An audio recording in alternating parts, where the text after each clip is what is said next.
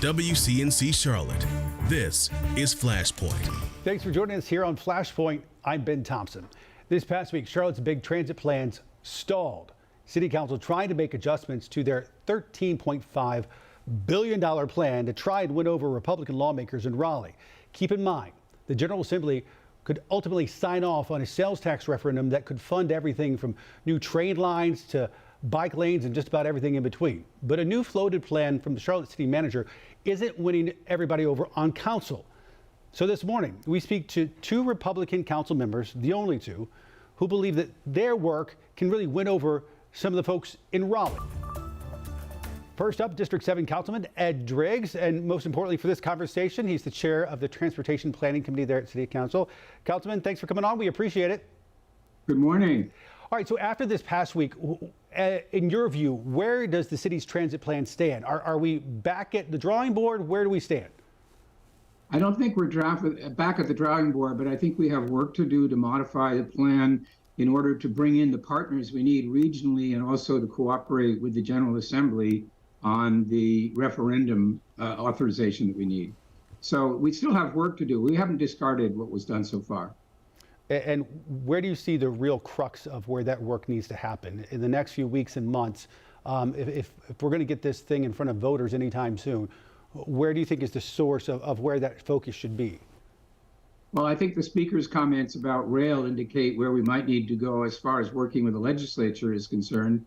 But also, we've had a lot of conversations with regional partners about what their local needs are, and we're trying to figure out how that works into the plan that we've departed from, which is our mobility plan. Do you think the idea was floated this past week, the idea of front-loading the plan, focusing on roads, given what Speaker Moore set up at the General Assembly? Do you feel like that plan has some merit to it?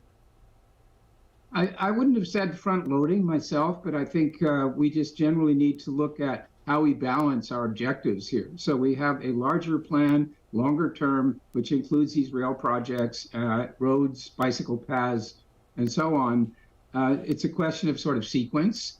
And I think the idea of having some low-hanging fruit that we could access in terms of investing in buses, for example, and creating some of these sidewalks and bicycle paths does make some sense.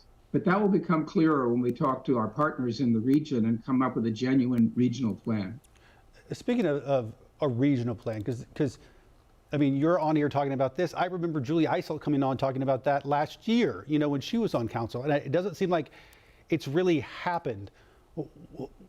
Why is that? Why have we not had a more regional approach up into this plan? Or maybe we have, but it doesn't seem like we have the fruits to show for it, that we're still basically in the same position we were a couple of years ago. I've cautioned people that this does take a long time. We're working with the Connect Beyond plan as a basis. I think we have made progress. We've talked to potential partners. It's slow, right? And you have to go through several iterations where you say, here's the big idea. Now, how does that actually play out? What does that mean in the various localities that would have to participate in it? So I thought it was optimistic to imagine that we could have a referendum ready to offer the public this year. We're going to have to make a very strong case, and we're going to have a well-developed plan in order to ask people to commit the resources. To that point, then I want to get back to the regional aspect. Do you think there's a chance we could have this on the November ballot? I mean, that means basically having a plan, being able to move forward and everything by this summer. Do you see that as an option, or is that just not a likelihood? Personally, I'm skeptical about that because, as I just said, I think we really need to have a well-developed plan. We need to have commitments from our partners. The thing needs to mature a bit, in my mind. And I wouldn't want to take a chance on the outcome of a referendum without having a high level of confidence that we had done all of the groundwork. You remember a couple of referendums failed in Austin, Texas, and we had a few fail here in North Carolina. So I'm being cautious about the timing. Yeah, don't want to do all that work only to have voters say, hey, we don't want this. Back to the regional approach that I promised to get back to. Do you feel like there needs to be a sort of overseeing transit, a new governing board when it comes to this plan that involves more of the regional stakeholders? You look at my comments in committee meetings go back a couple of years. I've said we have to have an authority. So we're going to have some sort of formal framework for cooperation among the participating communities, the funding, the issuance of debt. This can't be a sort of a casual arrangement. It's not going to get done. So yeah, absolutely. We have to have some sort of umbrella organization. I don't know exactly what we'll call it. More than, say, CATS. CATS can't do this on its own. No, because CATS doesn't reach as far as the regional plan that we intend to develop. And the umbrella organization would not be a Charlotte organization.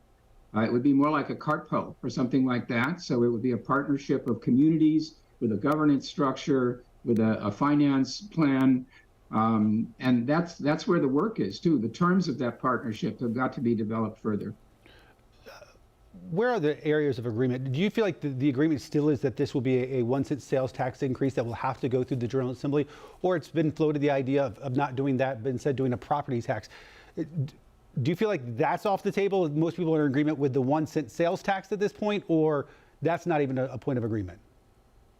I think the property tax is off the table. The amount of property tax you would have to raise in order to fund a program of this magnitude is really just unthinkable. And when the property tax was first mentioned, the reaction from a number of quarters was pretty negative. So I think our focus will need to be on the sales tax. There are some other revenue sources or funding sources that we might be able to identify that we would incorporate as possible, but the backbone is probably going to be a sales tax. How optimistic are you that we're going to have this transformational transportation network at least started in the next few years? Are you optimistic? I think that we will continue to pursue the goal of the large, ambitious plan. The question in my mind is whether we do it in steps or what the process is. So we're not going to abandon this effort. We can't abandon this effort. Our needs are too great. But do we start nearer term working on our bus system, making investments there, making investments in roads, things that people can see sooner, while doing the engineering and design work for the rail projects, which will take longer to complete? As you know, you are one of only 2 Republicans on council with limited... I'm keenly aware of that. Yeah. You're keenly aware of that, I'm sure. With limited power, where your power does come in is conversations like this that require the Republicans in the General Assembly. How acutely do you feel like you know what they're looking for, and how often are you talking to them? Do you feel like you've got a good idea of what it's going to take to win them over? I've had conversations with them. I think they're in sort of a watch and wait mode right now. Needless to say, because of the history between Mecklenburg County and Raleigh, or Charlotte and Raleigh in particular, they are waiting, I guess, guardedly. It's like, okay, show me what you got and we'll talk about it. And I don't have enough yet to try to pin anybody down or elicit a very positive response. I mean, positive in the sense of affirmative, like, okay, this will work or that won't work. So that's part of the ongoing process. The important thing is that as we talk to the regional partners, we also need to stay in touch with the legislature and not just cook up a plan and then go into them and say, all right, I need a bill to run my referendum. It seems like to me, not to be critical, but it seems like to me everything you're describing is important. But why wasn't some of these things happening in the last 2 or 3 years? I mean, the Charlotte Moves, that whole plan was released, I think, in 2020. What's been happening behind the scenes that the taxpayers at home watching this have not been able to see? I think one of the reasons it happened the way it did is Charlotte had the kind of expertise, like the staff, to develop a plan like this through CATS and our resources. So we did a lot of the work trying to design what a plan like that look like. And it was, in my opinion, a mistake that we did not include our partners, even within the county, earlier. But it's difficult if you're trying something as ambitious as this to get a whole bunch of people into a room in front of a blank whiteboard and say, okay, what should we do? So our guys worked on it. We hired consultants and we were trying to lead. But I think it had the effect of making some of our partners feel a bit left out. And what we're doing right now is trying to remedy that. So we're going out without kind of fixed preconceived notions, talking to our partners, finding out what their needs are. And as I say, it just takes time. I mean, you'll have a meeting and then weeks will go by and then maybe you'll talk again, or you're going to talk to another county or another town. It's a massive undertaking. Ed Driggs, Chair of the Transportation Planning and Development Committee, member of Charlotte City Council. Mr. Driggs, thanks for coming on. We appreciate it. Good to see you today. Thanks, All right, Ben. take care. Bye-bye. More Flashpoint after this.